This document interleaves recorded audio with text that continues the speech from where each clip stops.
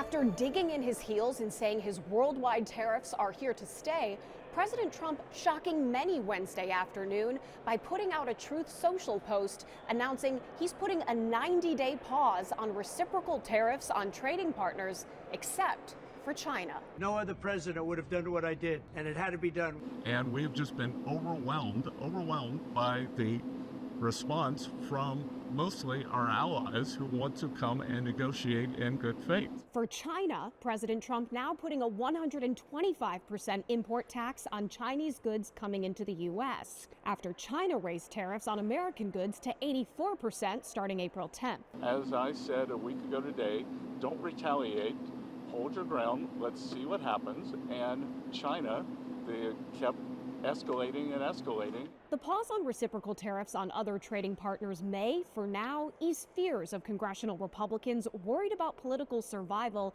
as their constituents are already worried about taking a financial hit. As I talk to my farmers, there's a lot of anxiety, a lot of stress, a lot of uncertainty, because when we get into a trade war, usually the first pawn in the trade war is agriculture. In his post, the president says, at some point, hopefully in the near future, China will realize that the days of ripping off the USA and other countries is no longer sustainable or acceptable. China said Tuesday, should the U.S. persist in this reckless course, China will respond resolutely until the end.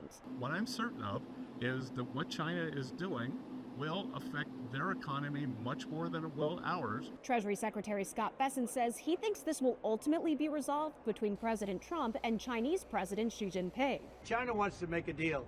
They just don't know how quite to go about it. You know, it's one of those things they don't know how quite. They're proud people. But that could be complicated by even more tariffs just around the corner. So we're going to be announcing very shortly a major tariff on pharmaceuticals, and when they hear that, they will leave China, they will leave other places. Trump's pause caught many here in Congress off guard. Top Senate Democrat Chuck Schumer called it all chaos and said the president essentially caved to market pressure. And one Republican source also told me he thinks the president got nervous by all the stock market losses. But Congresswoman Lisa McClain, she's the number 4 House Republican, she told me this is essentially the art of the deal, that the president will always make his expectations clear, but he will never reveal what he won't do. On Capitol Hill, I'm Atra El-Nashar.